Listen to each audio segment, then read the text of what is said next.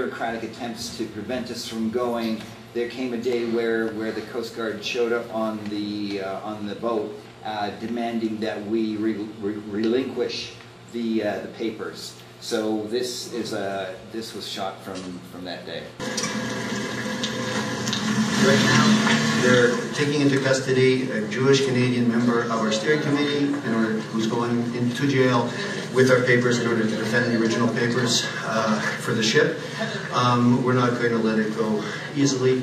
Obviously, Sandra will not resist arrest, but she's going to go out wrapped in the Canadian flag. Only today the Greek government made a statement saying they will not allow any boats out of Greece to go to Gaza. And then right after that, Prime Minister Netanyahu said, we appreciate this statement.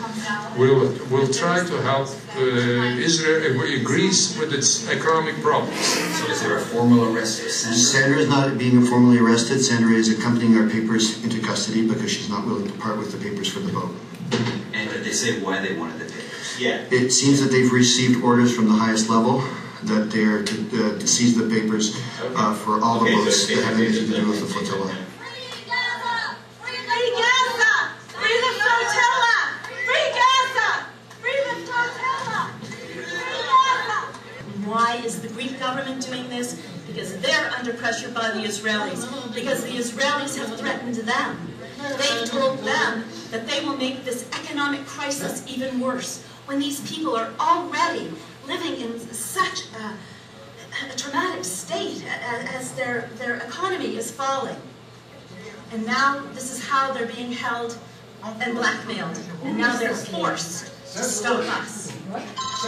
We have nothing to do with the Greeks, and we have nothing to do against the Greek government. We don't know why they're holding us here.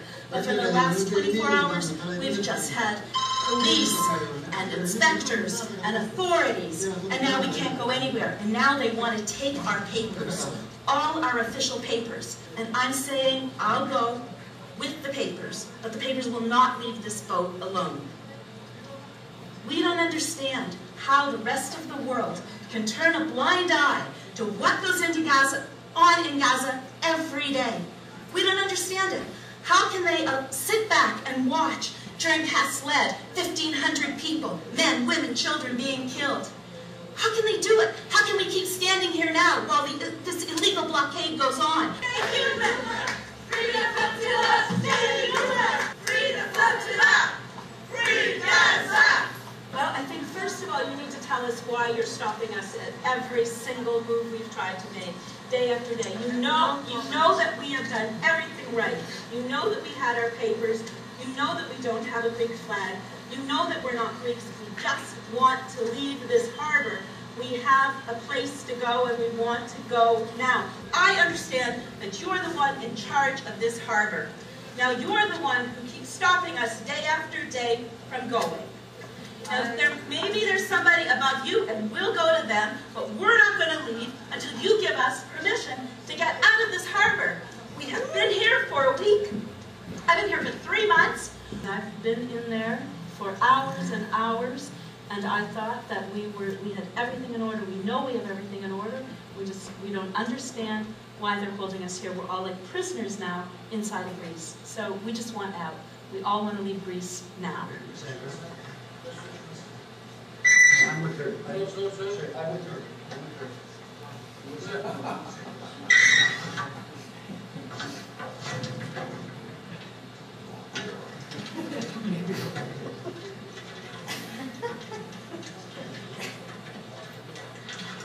To me, the biggest thing about this experience and what I think it's shown is is how Israel has outsourced the blockade, in this case to Greece, and who knows, perhaps which other country in the future.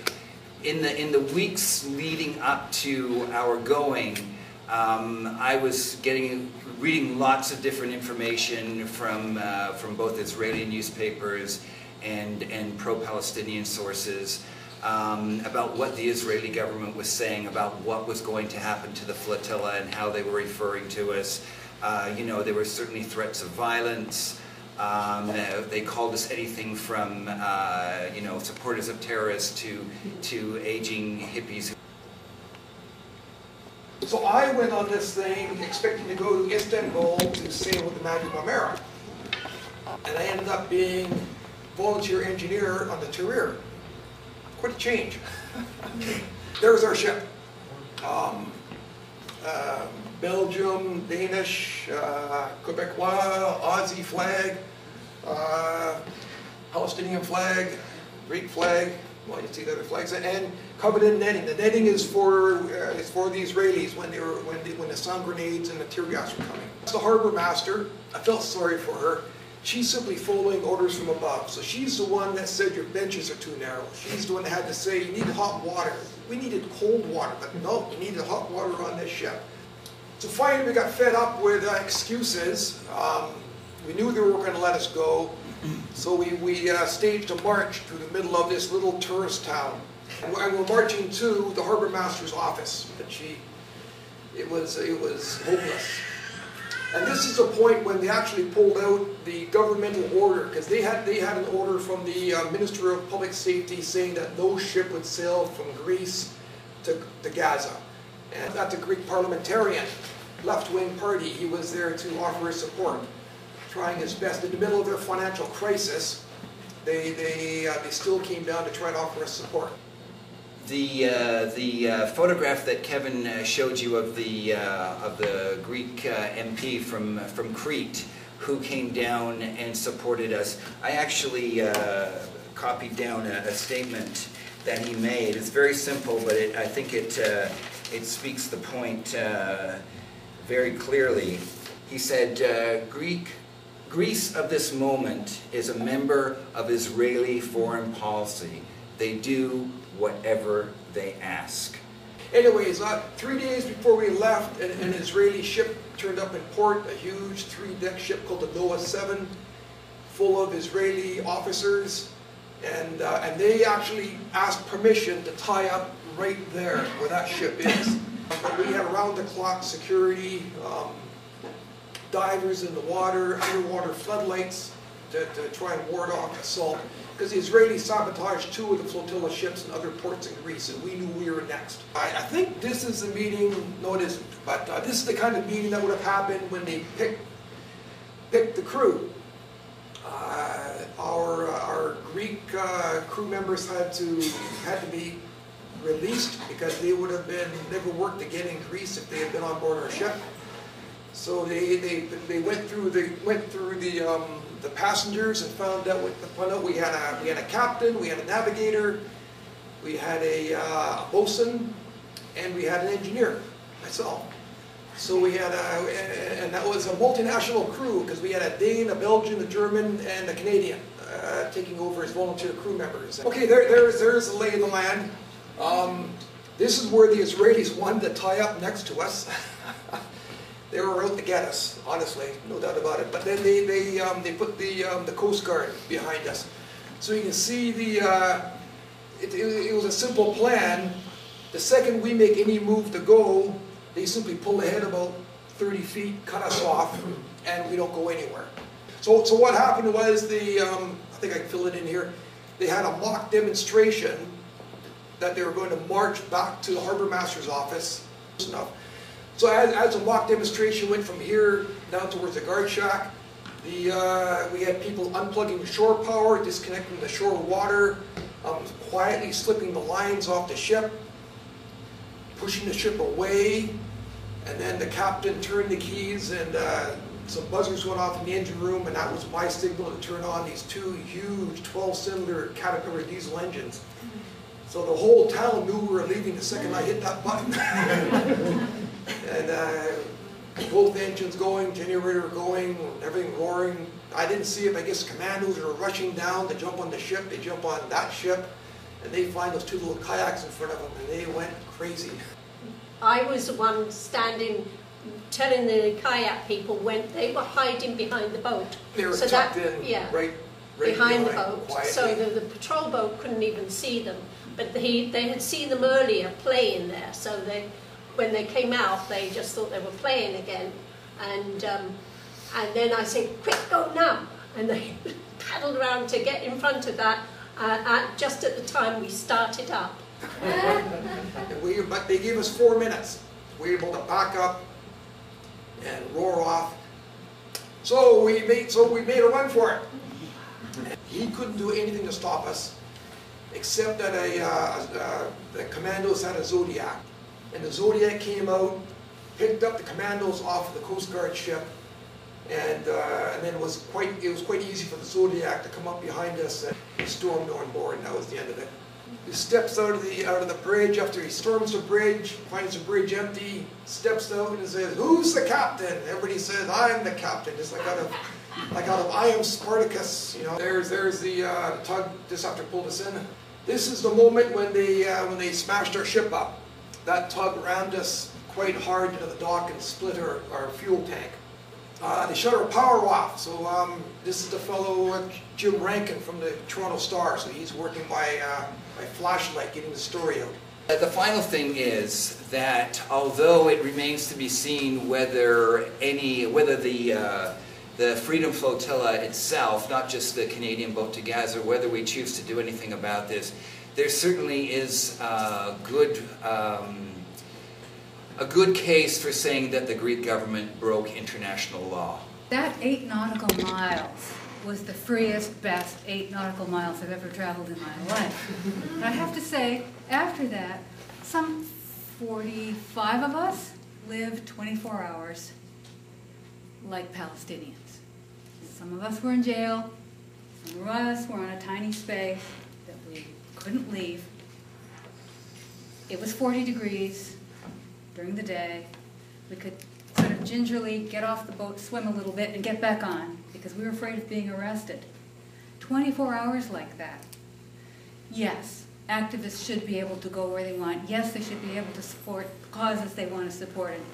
But I want to bring it back to the Palestinian people who can't go anywhere, even though we think the Egyptian border is partly open. Some, maybe 50 people a day, actually get out. We're not going to quit thinking about this and acting on this until Gaza is free. The news media, especially in Canada, but elsewhere, began to talk about what happens in Palestine from a Palestinian point of view. This was evident in the New York Times, it was evident in the CBC. As an example, 2 Palestinian teenagers were killed by a night raid about a week ago. Their names, and I'm sorry I don't have a note and I don't remember them, but their names were reported as Palestinians who died, and that was reported by the New York Times. For the first time ever, the New York Times, the Gray Lady, the newspaper of record, actually put the names of people who were Palestinian into their news. Palestinians have been denied for over 60 years access to any control or authority over any borders of all of historic Palestine. And what the flotilla is recognizing that Palestinians have the right to control who does and does not enter the ports in Gaza. And it's a stand of solidarity, not just of humanitarian aid, but of an absolute refusal and rejection of Israeli authority over occupied land. And so to me, I just wanted to say that I think that it's important that we think about that and not just about the aid, because Palestine's not a humanitarian case. It's a liberation struggle for freedom, and not just in Gaza, but in all of Palestine. And the siege of Gaza has become an international flashpoint for that struggle, just as it's become a flashpoint for Israeli occupation and brutality. And as you pointed out, perfect. Thanks for the comment. Yeah, Irene? No, I was just going to say, yeah, the flotilla is really all about helping to give freedom to the Palestinians to have their own lives. And I think more boats are choosing to just go as a solidarity thing, and because it keeps getting misconstrued as humanitarian, and then the media says, why don't they take it the easy way? You know, and even though we keep explaining it's not about that, the media seems to want to pick that up. Of course, all of this for us here in Canada and all of the organizing that's happened over the last year and a half to make this boat happen has happened in a context of extreme hostility to Palestine solidarity organizing and a government that has kind of proudly worn the label of Israel's best friend. Over $340,000 plus has been raised from coast to coast over the past year, and all from gatherings like this, just, you know, people out of pocket. Yeah, that's worth some applause. But we are continuing. We don't consider Freedom Flotilla 2 to be over. We consider that most of it has just been held up and is now reorganizing. We can report that Tahrir is no longer at that port in Crete, and it has been moved to a safer location, which we can't divulge right now. But so we do have the boat, and people do have plans to sail again. So look for news on that.